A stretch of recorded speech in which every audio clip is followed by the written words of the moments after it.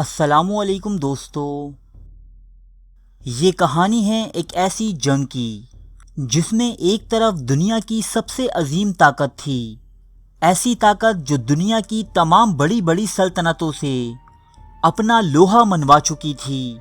Russia ہو یا سلطنت عثمانیہ، برطانیہ ہو یا جرمنی، سب اس کے نام سے خوف زدہ تھے۔ یہاں بات فرانس کے مشہور ترین شخص نپولین کی ہو رہی ہے، جو اپنے وقت کا بہترین جرنیل تھا اور آج بھی اس کا شمار دنیا کے چند عظیم سپہ سالاروں میں ہوتا ہے، جبکہ دوسری طرف بے سر و سامان، بنا کسی ہتھیار سے لیس خرگوشوں کا ایک جم غفیر تھا جو تعداد میں بڑھتے ہی جاتے، یہاں تک کہ انہوں نے نپولین کو میدان جنگ سے بھاگنے پر مجبور کر دیا۔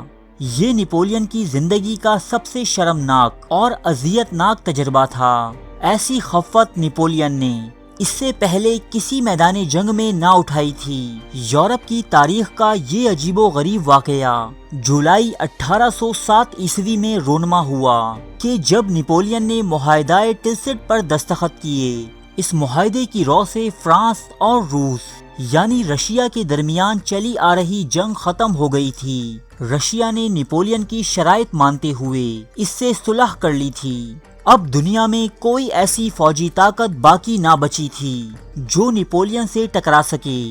نپولین دنیا کا سب سے بڑا ملٹری لیڈر بن چکا تھا۔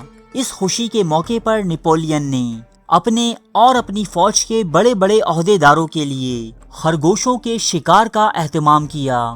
ایک مصروف آدمی ہونے کی وجہ سے نپولین نے اس تقریب کی ذمہ داری اپنے chief of staff Alexander Berthier پر عائد کی۔ گزشتہ ادوار میں بادشاہوں اور حکمرانوں کے شکار کا شوق پورا کرنے کے لیے ملازمین پہلے ہی جانور پکڑ کر ایک مخصوص شکار گاہ میں چھوڑ دیا کرتے تھے تاکہ حکمرانوں کو زیادہ محنت نہ کرنی پڑے۔ اسی طرح نپولین کے عہدیدار الیگزینڈر برتھیئر نے بھی خرگوشوں کے جتھے اس شکار کے لیے قید کیے۔ تاریخ دانوں کے مطابق وہ ہزاروں خرگوش تھے جو اس شکار کے لیے گرفتار کیے گئے۔ آخر کار شکار کا دن آیا۔ نپولین اپنے اعلیٰ ترین فوجی عہدیداروں کے ہمراہ گھوڑوں پر بیٹھ کر ہتھیاروں سے لیس ایک فاتحانہ مسکراہٹ لیے اس شکار گاہ میں پہنچا۔ برتھیئر کے آدمی جو خرگوشوں کے پنجروں کے چاروں اطراف کھڑے تھے، انہوں نے یہ پنجرے کھول دیے۔ پنجرے کھلتے ہی یہ خرگوش لمبی لمبی گھاس میں ادھر ادھر گھس گئے۔ شکار شروع ہو چکا تھا۔ اس سے پہلے کہ نپولین کی یہ ٹولی خرگوشوں کا تعاقب کرتی، ایک عجیب و غریب واقعہ رونما ہوا۔ انسانوں سے ڈرنے اور گھاس میں چھپنے کے بجائے خرگوشوں نے نپولین اور اس کے ساتھیوں پر حملے شروع کر دیے۔ وہ اچھل اچھل کر آتے اور ان کی ٹانگوں پر چڑھنے کی کوشش کرتے۔ شروعات میں یہ عمل زیادہ شدید نہ تھا، اس لیے ابتدا میں نپولین اور اس کے ساتھی خرگوشوں کی ان حرکتوں پر بہت ہنستے اور لطف اندوز ہوتے، لیکن وقت کے ساتھ ساتھ یہ حملے شدید اور متواتر ہوتے رہے۔ لگتا تھا جیسے تمام جنگل کے خرگوش ایک ساتھ امڑ آئے ہوں۔ یہ نپولین کے سپاہیوں پر اچھل اچھل کر حملے کرنے لگے۔ کچھ دیر بعد نپولین اور اس کے ساتھیوں کے چہروں پر خوشی اور مسکراہٹ کی جگہ خوف نظر آنے لگا۔ اب یہ لوگ اپنی مزاحمت میں چھڑیوں اور تلواروں سے خرگوشوں کو مارنے لگے، یہاں تک کہ نپولین اپنی بندوق سے ان خرگوشوں کو شوٹ کرتا رہا، لیکن وہ آتے رہے اور آتے رہے، حتیٰ کہ نپولین اور اس کے سپاہی ان خرگوشوں کے سامنے بے بس ہو گئے۔ اب یہ تمام لوگ مکمل طور پر خرگوشوں کے نرغے میں تھے اور نپولین کو احساس ہو چکا تھا کہ وہ ان خرگوشوں سے جیت نہیں سکتا، اس لیے یہاں سے راہ فرار اختیار کرنے میں ہی بہتری ہے۔ یاد رہے دوستو، یہ وہی سپہ سالار ہے جسے ساری دنیا اپنی اولو العزمی کے باعث یاد کرتی ہے۔ میدان جنگ میں نپولین کی ثابت قدمی کی مثالیں آج تک زبان زدِ عام ہیں، تو سوچئے کہ خرگوشوں کا یہ حملہ کس قدر شدید اور کاری ہوگا کہ نپولین نے بھی میدان سے بھاگنے میں ہی اپنی عافیت سمجھی۔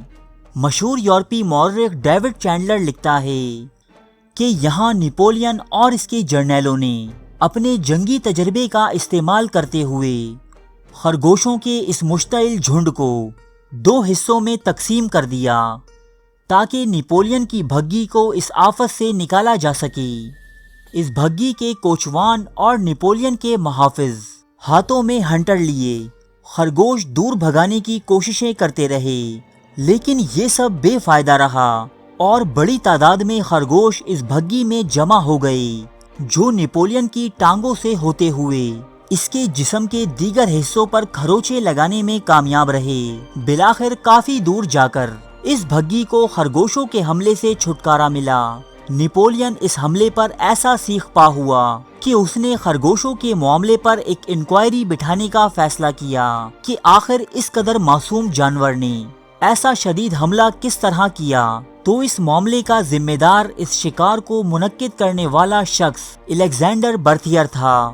برتھیئر نے کافی سارے جنگلی خرگوش پنجروں میں قید کیے، لیکن اس عمل میں پیش آنے والی مشکلات اور تاخیر کے سبب اس نے ایک انتہائی آسان راستہ اپنایا۔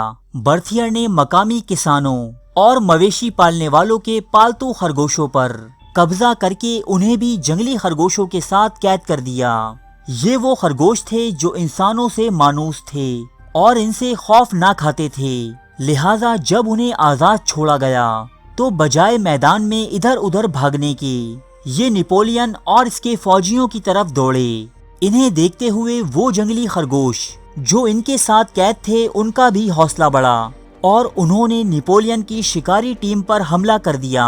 رفتہ رفتہ یہ حملہ اس قدر شدید ہو گیا کہ اسے تاریخ میں نیپولین کی پہلی عبرتناک شکست کے طور پر یاد کیا جاتا ہے جو اسے دنیا کے معصوم ترین جانور خرگوش نے دی۔ ارے فرینڈز، 1 منٹ، آپ ایسے ہی جا رہے ہیں؟ اتنی محنت سے ویڈیو بنائی ہے، ایک لائک تو بنتا ہے نا؟